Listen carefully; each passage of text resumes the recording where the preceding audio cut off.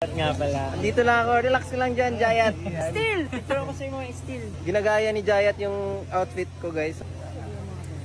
POV, mga choices sa exam pag di ka nag-study. Isa pa. POV, handmade figurines.